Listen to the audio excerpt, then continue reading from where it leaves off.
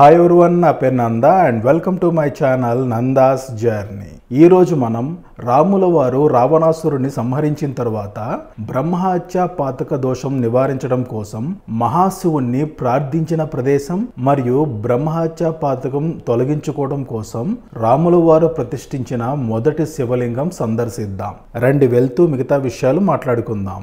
ప్రస్తుతం నేను శ్రీలంకలోని నిగాంబో అనే ప్రదేశంలో ఉన్నాను. ఆలయాలు దర్శించడానికి ఆటో బుక్ చేసుకున్నాను. ఇదే మనం వెళ్ళబోయే ఆటో. శ్రీలంకలో ఆటోని టుక్ టుక్ అని పిలుస్తారు. రాముల వారు రావణాసురుని సంహరించిన తర్వాత పాప పరిహారం కోసం మహాశివుని ప్రార్థించిన ప్రదేశం మునీశ్వరం. ఈ ఆలయానికి 12 కిలోమీటర్ల దూరంలో రాముల వారు ప్రతిష్ఠించిన మొట్టమొదటి శివలింగం ఉంటుంది. దాన్నే మానవారి కోవెల్ అని పిలుస్తారు. ఈ రెండు ఆలయాలు చిలావ్ సిటీకి సమీపంలో ఉంటాయి. శ్రీలంక రాజధాని కొలంబో నుంచి చిలావ్ 85 కిలోమీటర్లు ఉంటుంది.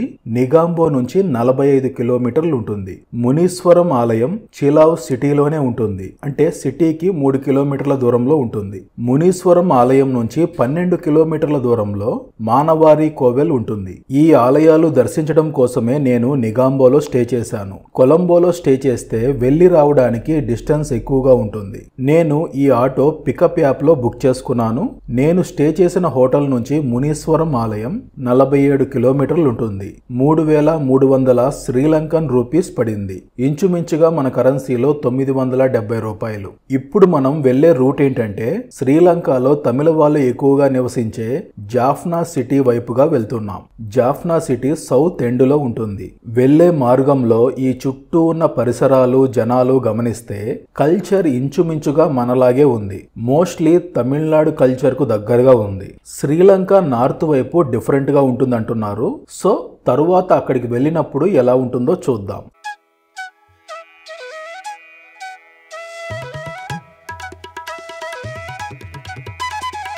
సగం దూరం పైనే ప్రయాణించాక చుట్టూ పచ్చదనం, కొబ్బరి చెట్లతో చాలా బాగుంది.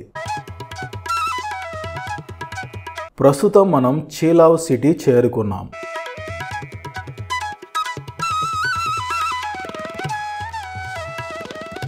ఇక్కడి నుంచి లోపలికి ఒక 3 కిలోమీటర్లు ప్రయాణిస్తే మునీశ్వరం ఆలయం చేరుకుంటాం. ఆ ఎదురుగా కనిపిస్తున్నదే మునీశ్వరం ఆలయం.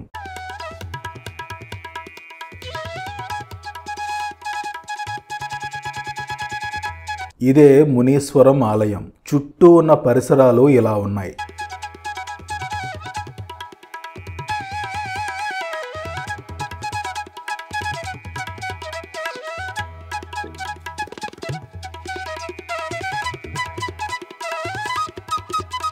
ఈ ఆలయానికి ఎదురుగా పెద్ద రావి చెట్టు ఉంది. ఈ రావి చెట్టు వద్ద శివలింగం కూడా ఉంది. ఈ ప్రదేశంలో స్వామివారికి తలనీలాలు సమర్పిస్తారు. మరీ ముఖ్యంగా ఈ చుట్టుపక్కల ఉన్న హిందువులు చిన్నపిల్లల పుట్టెంట్రుకలు ఇక్కడే సమర్పిస్తారట. ఈ చెట్టు వెనుక ఆలయ కోనేరు ఉంది.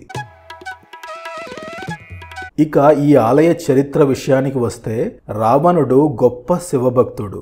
4 వేదాలు 6 ఉపనిషత్తులను చదివిన పండితుడు. స్వయాన బ్రహ్మకు మునిమనవడు.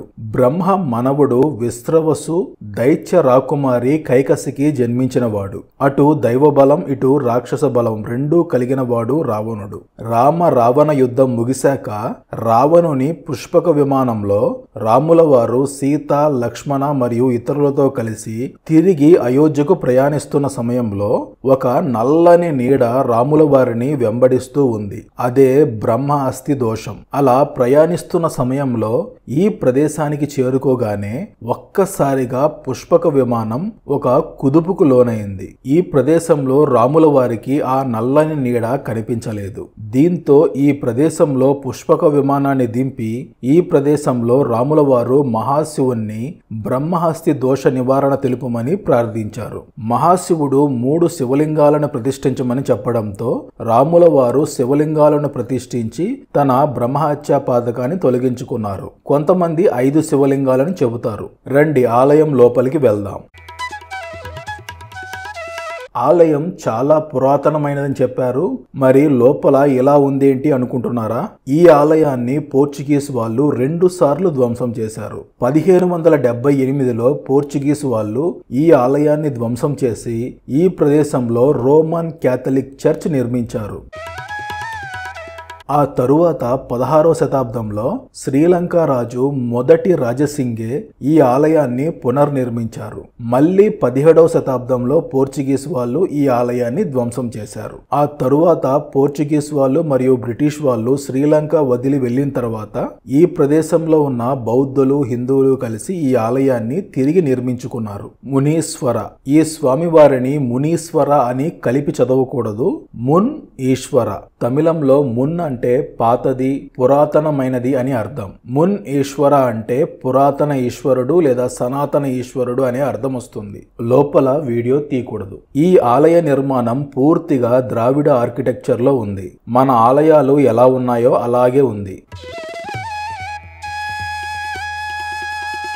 ఇక్కడ దక్షిణామూర్తి దర్శనమిచ్చారు. తమిళనాడులోని ప్రతి శివాలయంలో కూడా ఇలాగే ఈ మూలన దక్షిణామూర్తి ఉంటారు. ఇక్కడ మీరు ఈ శివలింగాన్ని గమనిస్తే ఎగ్జాక్ట్ ఆలయానికి వెనుక ఉంది. ఈ శివలింగంపై కొన్ని గీతలు కూడా పడి ఉన్నాయి. పోర్చుగీస్ వాళ్ళు ధ్వంసం చేయకముందు ఉన్న ఏకైక శివలింగం ఇది ఒకటే. కానీ ఇది అప్పటి ప్రధాన శివలింగమా లేక ఈ ఆలయంలో ఉన్న శివలింగాల్లో ఒకటే అనేది తెలియదు. ఈ ప్రదేశానికి రాముల వారికి సంబంధం ఉంది కాబట్టి చూడండి, మహావిష్ణు విగ్రహం ఎంత పెద్దదిగా ఉందో, చాలా బాగుంది.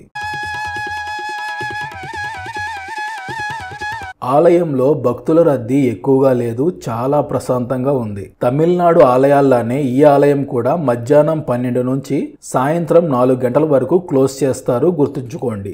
ఉదయం 6 నుంచి 12 వరకు, అదేవిధంగా సాయంత్రం 4 నుంచి 8, 8:30 వరకు ఓపెన్ లో ఉంటుంది. నా దర్శనం పూర్తయింది. రండి, ఇప్పుడు మనం రాముల వారు ప్రతిష్ఠించిన మొట్టమొదటి శివలింగాన్ని దర్శించుకుందాం. మునీశ్వరం ఆలయం నుంచి మానవారి కోవెల్ 12 కిలోమీటర్లు ఉంటుంది. నేను పిక్మీ యాప్లో ఆటో బుక్ చేసుకుని వచ్చాను కదా, తనతో మానవారి కోవెల్ సందర్శించి తిరిగి నిగాంబోలో డ్రాప్ చేసే విధంగా మాట్లాడుకున్నాను. 4000 శ్రీలంకన్ రూపీస్ అడిగాడు. ఇంచుమించుగా మన కరెన్సీలో 1200.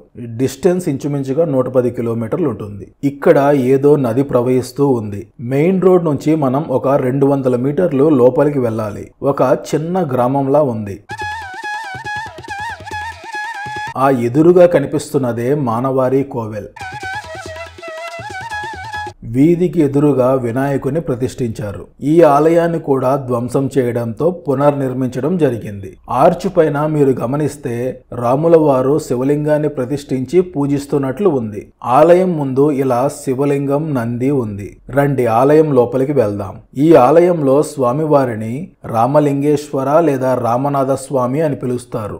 రాముల వారు ప్రతిష్ఠించిన మొదటి శివలింగం కాబట్టి రాముల వారి పేరు మీదే ఈ శివలింగాన్ని పిలుస్తారు. అలా రాముడి పేరుతో ఉన్న మరో శివలింగం మన రామేశ్వరం. రాముల వారు శివలింగాన్ని ప్రతిష్ఠించడానికి ఆంజనేయ స్వామిని హిమాలయాలకు వెళ్లి శివలింగం తీసుకురమ్మని పంపించారు. ఆలస్యం కావడంతో సీతాదేవి ఇసుకతో శివలింగాన్ని తయారు చేసింది. ఆ ఇసుక శివలింగాన్ని రాముల వారు ప్రతిష్ఠించారు. నేను వెళ్లిన సమయంలోనే స్వామివారికి అభిషేకం, హారతి జరిగింది. ఆ అనుభూతి మీకు ఎక్స్ప్లెయిన్ చేయలేను. లోపల వీడియో తీయకూడదు. ఆలయం చుట్టూ ఇలా ఉంది. ఇంతటితో మన ఆలయాల దర్శనం సంపూర్ణమైంది. తరువాత తిరిగి ఆటోలో నా హోమ్ స్టే చేరుకున్నాను. శ్రీలంకకి సంబంధించిన వీడియోస్ అన్ని శ్రీలంక ప్లేలిస్ట్ లో ఇస్తాను, చెక్ చేయండి. ఈ వీడియోకు సంబంధించి మీకు ఏమైనా డౌట్స్ ఉంటే కామెంట్ సెక్షన్ లో కామెంట్ చేయండి, రిప్లై ఇస్తాను. లైక్ చేయండి, షేర్ చేయండి, సబ్స్క్రైబ్ చేసుకోండి, బెల్ ఐకాన్ ప్రెస్ చేయడం మర్చిపోవద్దు.